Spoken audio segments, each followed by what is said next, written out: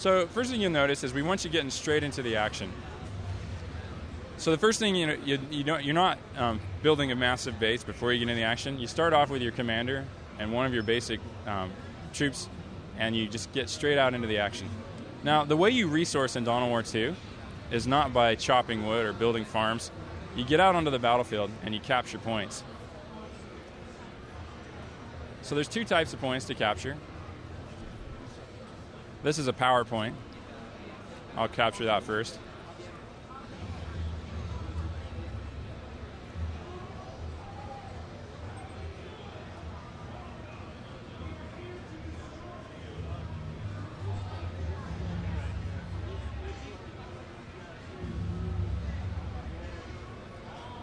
So you'll notice when I capture it, I'll start getting 4 power every 10 seconds. Now, I can start upgrading this point. You'll notice these flanges dropping down. Now that I've upgraded, I've invested some resources in it. And you'll notice that when this finishes, it's going to change this number here, and I'll start getting more power. And then once I finish upgrading it, I can start building power generators around it. So we've moved a lot of the base building away from the base at the back out onto the battlefield. Now that these power generators around it, it went from 4 power every 10 seconds to 28 power every 10 seconds. And I've kind of made a commitment here. This is vulnerable to attack by the enemy. So I'm getting more power, but I've also got something I have to defend now. And I also got to get out and start taking stuff from the map. Now, we got some combat going here. I want you to notice the behavior of my units, how they duck behind cover.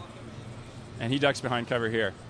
When they're behind cover, they take very little damage if they're protected by cover. So if they're shot from this direction, they'll take almost no damage. But if somebody gets around behind them, they'll be exposed and they'll take full damage. So it's a much more tactical game now. So we've chased off the enemy. I'm going to capture the other type, the requisition.